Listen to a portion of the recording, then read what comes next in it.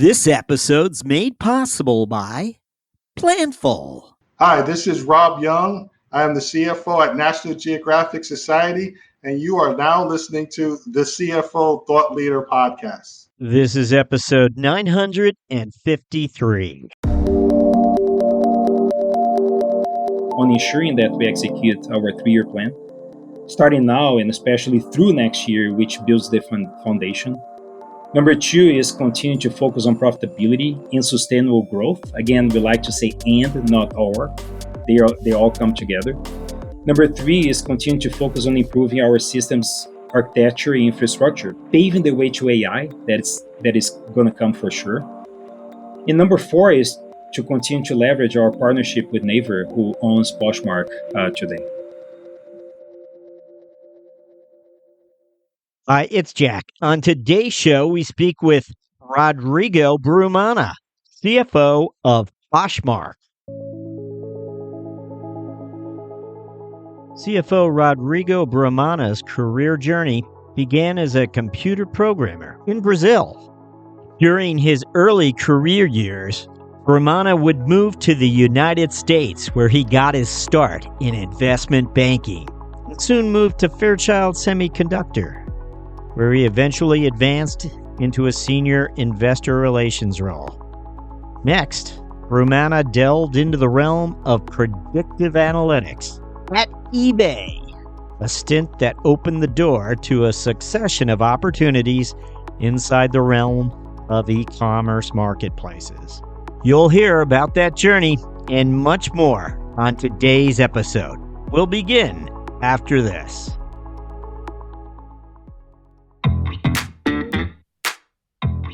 Hi, I'm Rowan Tonkin, Chief Marketing Officer at Planful, and we're a proud sponsor of CFO Thought Leader. At Planful, we're empowering teams just like yours to drive peak financial performance in every corner of your business. What sets Planful apart? We have purpose-built applications for every department, from FP&A to accounting, marketing to HR, all with built-in financial intelligence.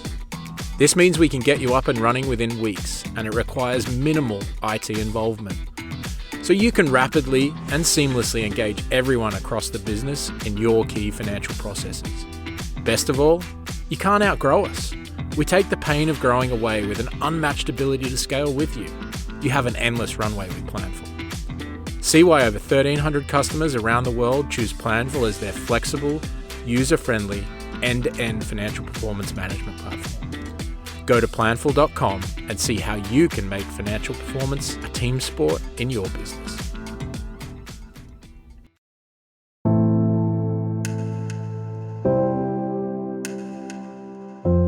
Hello, we're speaking with Rodrigo Brumana, CFO of Poshmark. Rodrigo, welcome. Thank you, Jack. Thank you for having me here today. Good to have you with us. As always, we begin by asking you to look back, Rodrigo. We're wondering what the experiences you believe help prepare you best for a finance role might be. What comes to mind? Well, Jack, let me think about 3 experiences. I think that prepared me really well for the role of a publicly traded company, CFO. I'll cite 3 things. One is I started my career with investment banking and then investor relations, which was a very good role I had early on in my career with Fairchild Semiconductor. Number 2, predictive analytics. There was another experience that I had with eBay. I'll describe that. And number 3, what I call thinking big while making it real. That was with Amazon. And I'll talk about it. And look, I believe that my background enabled those. I'll speak a little bit about me and maybe some unique things, but I was a computer programmer back in Brazil. I went to School of Engineering in Brazil and came to the United States about 20 years ago with a very clear goal to learn English and become a finance guy. So with that, the number one experience, which was around early on in my career with investor relations, it was in the early 2000s. I started my career before in the United States with investment banking for a couple of years. But then I went to do my MBA at Berkeley in 2004. And after that, I began working in corporate finance, a company called Fairchild Semiconductor here in the Silicon Valley. And the CFO at the time became a good friend and a very important mentor for me early on in my career. I quickly understood how to work with Wall Street very early on. But the CFO really looked at my talent and saw, hey, this guy did investment banking. You can help me with investor relations in corp dev as well. And what that did is early on in my career, I had the opportunity to see both sides. The side from the banking side before Fairchild, and the side from the company side from the investor relations. In traveling with the CEO and CFO earlier in my career, I saw how they acted, how they went for a one-on-one after an earnings call or in banking conferences. So they helped me land on my feet on my first CFO role with a company called OfferUp. Is a mobile marketplace, one of the largest ones in the United States. And then I had to do a fundraising on my first role as a CFO there. It was a long process. Took us almost like 2 years there. But I had going to several conferences that I had done before earlier in my career. And I met a couple of investors that when I became the CFO for Poshmark, I knew most of the equity research analysts. I knew most of some of our shareholders. So a good takeaway from this experience with investor relations early on in my career, it helped me later on when I became CFO of a public traded company, Poshmark at the time when I started. Nice overview for us. Just would love to know, again, you were at Fairchild for 5 years, so you made an investment there for sure. What kept you there? Well, Fairchild, I used to say it was a lab for me. A couple of things, good mentors. The CFO was great, and he identified some of the areas that I was talented, and most importantly, areas that I needed development. For example, earlier in my career, I had a rotation in accounting. I would not know that I needed accounting. I loved doing investor relations and corp dev. It was very strategic, traveling with the CFO, with the CEO. Now I'm there, entry, doing JVs and journal entries and all that. So I'm going to say was having a good mentor and having a company that allowed me to experiment, a company that allowed me to show my talent. And I felt very included over there. And again, early on, you were you in the IR function within 2 years? Did it happen towards the end of your tenure at Fairchild? Well, it's a good question because when I made the leap out of banking to corporate, I was using some of my attributes, essentially the ability to run big data because I was a computer programmer. So I started as on a pricing function, pricing analytics for the company. But again, this guy comes from investment banking, good with numbers, and working on strategic planning after that, a couple of rotations there. That's when I had exposure to the CFO, and the CFO said, hey, help me with investor relations, help me with corp dev. And after that, be a plant controller, be a business unit controller for our largest division. And again, series of rotations earlier on in my career that put me on the CFO path probably, I don't know, 15, 20 years before I became one. Now, I think you mentioned you went back for your MBA. Were you working at Fairchild at that time? No, I was not. At that time, I was working for Bear Stearns. Earlier in my career, I actually worked for Bear. So from Bear Stearns, I decided to take a full-time MBA at Berkeley. But interesting enough, it's a good question, Jack. The other thing that pops on my mind is the reason that I went to Fairchild is because meeting the CFO in a kind of networking event, I asked a question, say, what keeps you up at night? And I remember he say, look, we sell $1 billion in revenue. I have more than 10,000 parts that I sell. I have no idea if I'm optimizing my product mix. So at that time, I was doing a class called Operations Research. And then I learned about linear programming. I was fascinated about it. So I was doing my MBA. I just said, hey, look, do you want me to help you with that? So I remember on Wednesdays, we didn't have any class. I used to drive down and then work for Fairchild, understanding their supply chain problem. And I put together that linear programming that helped the company optimize their margins. And then I was kind of driving back and having my laptop running a very complex model as I drove the car. I remember that. There were very interesting nights commuting. But that actually helped me take the full-time job after my MBA right off the school. Well, I have to say, I just want to mention for the listeners, you've been joined a number of marquee brand companies over the years: Palm, eBay, HP, and Amazon. To know have lines of sight into all those finance organizations is very interesting for us. But at the same time, it seems like you begin to specialize inside the e-commerce marketplace realm. Is that accurate, or do you look at things differently? Yeah, so I had what I call my board advisors, like mentors early on in my career. They helped me understand what I call the value chain from high tech. What I noticed is when I started at Fairchild, I was on a very upstream value chain of the high tech industry. If you think about it, Fairchild sell chips so we can use in your cell phone. But I didn't know there was a part as part of a product that served the consumer. At that time, I thought, hey, I should work for a consumer manufacturer company. So Palm came at a time, and then I thought it was great because they were using the parts to manage power on the cell phone. But I wanted to know, how do they make a decision from product? How do they come up with the product? How do they serve the market?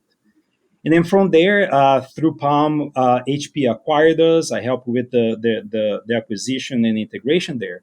But then early on, I also noticed that companies, marketplaces had something very unique. By having being a plant controller early on in my career, owning inventory, going through the fabrication process is highly complex. It's highly, complex, and it's hard to sometimes be profitable all the time. Guess what? E-commerce and marketplaces are very asset light. So 10 years ago, I decided to make this shift from, let's say, consumer manufacturer or tangible product companies into marketplaces, especially two-sided marketplaces. And then I helped a company called Retail Me Not do an IPO based in Austin, Texas. And then from Retail Me Not, I came back to the Bay Area to work for eBay. And from eBay, I know you step into a CFO role at a VC-backed marketplace company, actually, which looks like an interesting stint. And you go on to Amazon from there to be a finance leader of their private brands realm. And from there, of course, it's Poshmark. Tell us about this company. What does it do? And what are its offerings today? Yeah, well, that was actually a good segue because the more I worked with marketplaces, the more I loved about them. So again, we had a series of companies, including the likes of eBay and Amazon. But what is unique about Poshmark? Poshmark is just a leading fashion resale marketplace. We make buying and selling fashion very easy. You can sell used products or you can sell new with tags, but it's really fun. There is a social element about it. But what Poshmark does, it empowers anyone like you and I can take a picture of this shirt that I'm wearing right now and just sell it very easily. And everything is integrated. So what we do is essentially to support the resale market, the re-commerce market, and then we also had the mission to be environmentally prudent or help contributing to reduce the what I call the environmental waste. Let me give you a few numbers. In the United States, there is estimated 11 billion kilograms of textile that just go into waste. That is 85% of all the textiles on a yearly basis. So the more we have a company that is helping the recirculation of clothing, the more you can help on that quest. And that's what Poshmark does, essentially a marketplace for buying and selling fashion. The other thing that I think is important here is we went IPO in 2021. And in January, we got acquired by a company called Naver, which is the Google of Korea. That's kind of how they're known. It's a pretty big company there. And it's a very high tech company. In fact, I was in Korea last week for the Investor and Developer Day, and was blown away on their capabilities for artificial intelligence, their capabilities for search, ads, and all those capabilities now are at our disposal. And then that partnership has been going really well. So, and that just happened just within the last 6 months? Yes, the acquisition we closed in January. Yeah, so it's pretty recent that we are no longer a public traded company or private company under Naver. What is the chapter now that you hope to participate in here at Poshmark, given your background and given what you're up to and the new ownership? Yes, so Jack, I like mission-driven companies, and then I think this company can be a big company, helping the e-commerce, the circular economy. So my chapter here is to really help the company execute what we actually just are wrapping up, which is our strategic business planning company that will allow us to be a pretty big player that allow folks to list clothing in a very frictionless way, so that it enables the company to have just a bigger market and a bigger business. So my goal is to really help put that together, bringing things that I learned from the past. Again, I really look at my experience with Amazon, which was a place that I had to unlearn a lot and learn different ways of doing things that became make me become a much more operational CFO and helping the company execute things better. So bringing that execution lens to a very good strategy that I'm very, very passionate about and excited for, that we're recently wrapping up. Those are the two things that I'm kind of aiming in the near future here.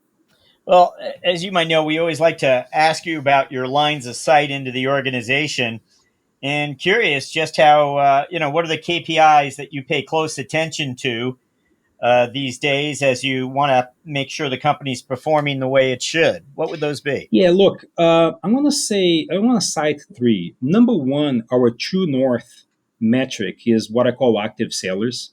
And active seller means, imagine we are two sided marketplace. We have folks that sell and folks that buy. So we like the magic to start to on the selling side. And an active seller means someone that sold an item in a certain period.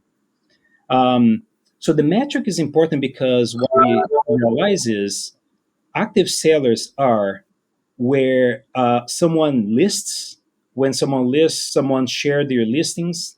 If they succeed in selling, one thing that we find here is most of the earnings that you earn from the sale comes back as a purchase. So it's an important metric because it helps us with what I would call like the flywheel, which is the retention. So if you're selling, if you're buying in this platform, you have sellers that become buyers and buyers become sellers. We have a very good retention on the platform. So that enables it. So active sellers. So the other metric that we have here is contribution profit. We are profitable today, and that's a very highly profitable business. Just to give you a sense, we have like mid 80s in terms of gross profit, and half of our spending, or less than half, is variable. So we are profitable today. So contribution profit, which is a simple calculation of deducting variable marketing spending from gross profit, is another good proxy for overall profitability. So we measure that quite a lot. And then the other thing is we like to think about both growth, revenue growth, and profitability together. We don't like to say or, we like to say and in both. So contribution profit is important metric. And the last one is we also have a new line of business, which is called Posh Shows. Imagine that now you and I can just pop up a phone and have a live show that we are selling clothing. So we call Posh Shows. It's a pretty big business right now. So we like to measure the number of hosts that are hosting those shows. Today we have more than 100,000 shows per day. And that's some of the innovation that we are bringing here by allowing folks to sell clothing, not asynchronously, but through a video, through a live video. Those are the three metrics that we run and track it quite closely here. We've been asking finance leaders about AI, and in the marketplace world where you're tracking customers so closely, I think it could be interesting what the developments are there. I mean, what have you observed, and are you a champion of some of what you've seen out there? Yes. So number one, I am a champion on it. Again, it traces back from my background by being a computer programmer, and I love numbers and I love modeling and systems. So first, from the standpoint of us being ready to use, yes, this company here, we're doing four things. We already have the mindset of using computer tools and systems to become more efficient. Number two, we embrace predictive analytics in what we do every day. And I have a good story around it to share. Number three is we believe that AI will augment our capabilities. So we don't see it as a threat, but we see it as an enabler. And then I feel like the right environment to embrace the power of AI as tools, it's actually yet to come. It's not ready yet. So the other question would be, you know, are there software applications today that are already enabling AI for finance? So if you look at the traditional finance stack, I don't see it yet, but there are certain examples. For example, Excel, like even when you start building a table, the Excel does it for you. That's a very basic way that AI is already applied in our day to day. But look, there's nothing that tells me that an ERP cannot start booking journal entries for human beings, because some of the work, or sometimes most of the work that finance does, is procedural, which means it can be automated because it's a rules based type of tools. Those are perfect for AI. And I do believe that it's not a matter of if, is when it's coming.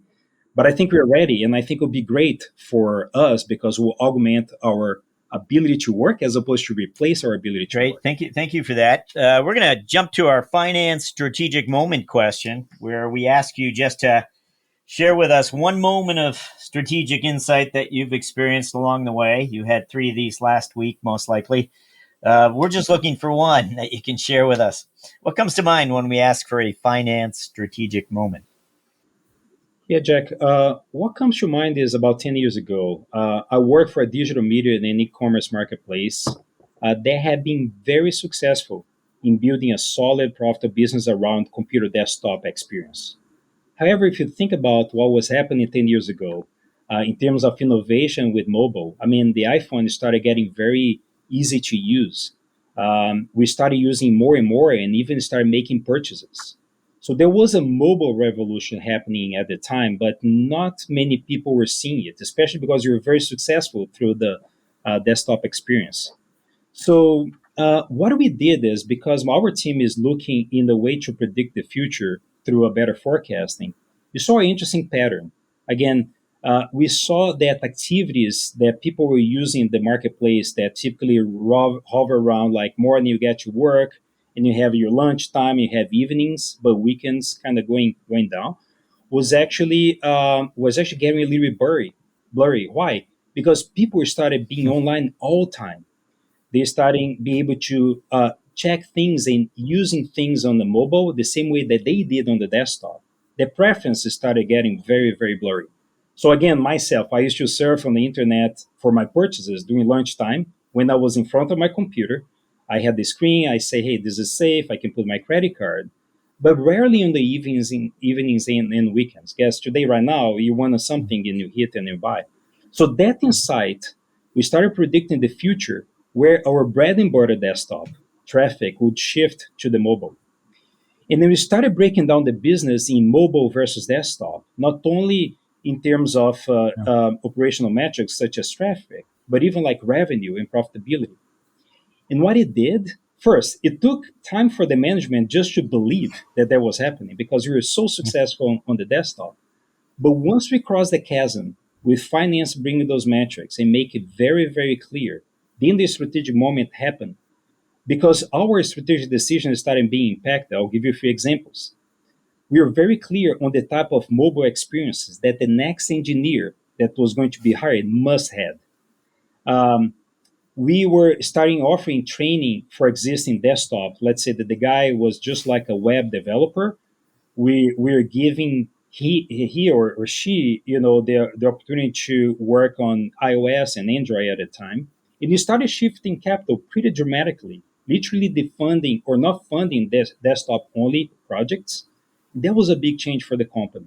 So the way that we surfaced data and drove that big corporate strategy shift was one of the biggest moments that I observed in my career that I was part of. from episode 930. This is 1 Minute with Tony Bohr, CFO of Blackbaud. One of my common themes I've used for years and always push on my team and on the company is the phrase of simplify, standardize, and automate. And so that's just a mantra that we've used, and it's continual, right? Just anything you have that you're working on day to day, how can I simplify this? How can I standardize it? How can I automate it? And so that's AI is not really new to us. It's just another, arrow in the quiver per se, and some new tools that we're going to be looking to employ wherever we can within our infrastructure.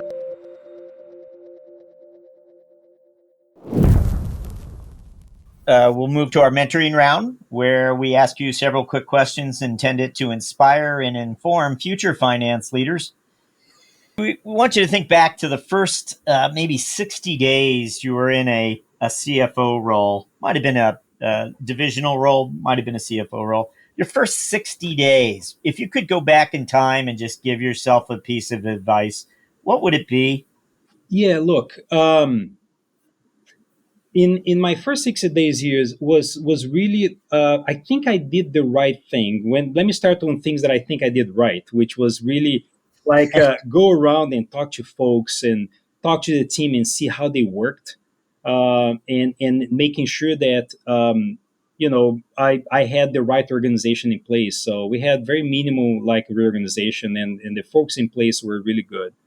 But one of the things that I did early on was identifying that, like many other companies that went IPO in I call the class of 2021, there were more than 150 IPOs.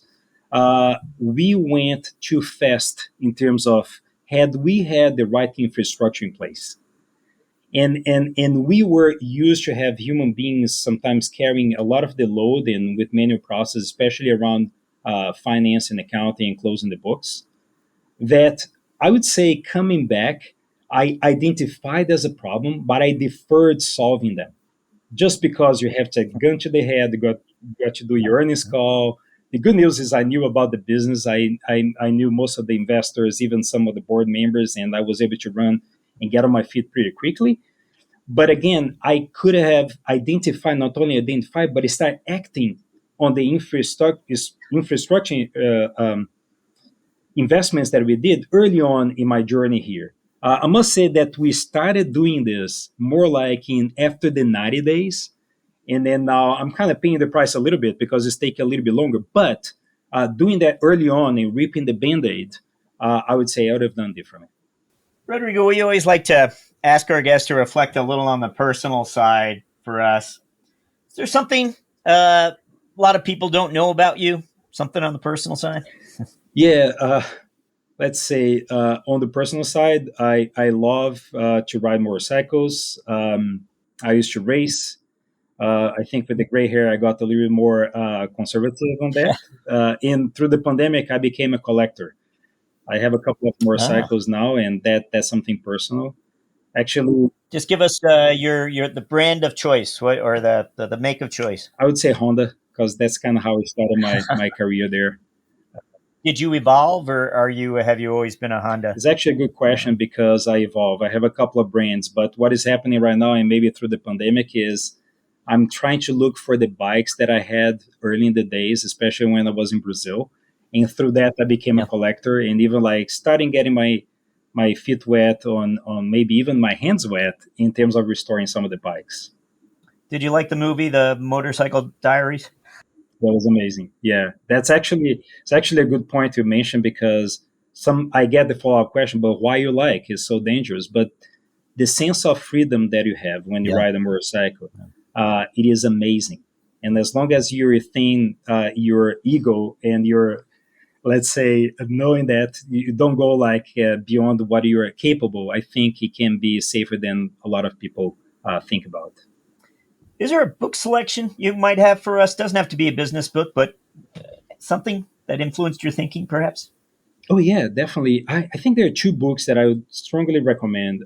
One is a little bit of an old school, but a very good book is Good to Great by Jim Collins. And the reason for that is because it articulates really well using real company examples, a very simple but powerful concept of what you're passionate about, having clarity, what you're good at, and then what drives your economic engine. So that's very good. Number two is actually a book called Working Backwards by Bill Carr. And Bill was a peer and the chief operating officer for OfferUp when I was there. But he was the Amazon executive that brought Prime Video to life. So with Working Backwards, it's a very easy read, but demystify and opens the hood of how Amazon operates in a very simple and actionable way. Very good book, very easy read, and it's a good addition to everyone's desk. Well, we're up to our final question. We're interested in knowing your priorities for the coming 12 months. What would those be as CFO of Poshmark? I would say four things. Like I said earlier, we are just wrapping up our strategic business planning process. And I'm super excited about our strategy. The future of this company in the resale can be very big and we can increase the market. So number one is really focus on ensuring that we execute our 3-year plan, starting now and especially through next year, which builds the foundation. Number two is continue to focus on profitability and sustainable growth. Again, we like to say and, not or. They all come together. Number three is continue to focus on improving our systems architecture and infrastructure, paving the way to AI. That is going to come for sure. And number four is to continue to leverage our partnership with Naver, who owns Poshmark today. Rodrigo Brumana, thank you for joining us on CFO Thought Leader. Thank you, Jack.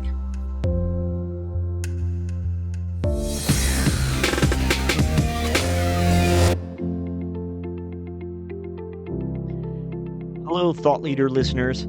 As you have perhaps already heard or even seen, we're now featuring the career lessons and moments of strategic insight shared by our CFO guests as Thought Leader videos. You can now find these videos on our blog at cfothoughtleader.com and, of course, our newsletters, but also on LinkedIn. If you haven't already, please go ahead and follow our CFO Thought Leader LinkedIn company page, and you'll be certain not to miss a single Thought Leader video debut. CFO Thought Leader, the #1 thought leadership platform exclusively for and by CFOs. As always, thank you for listening.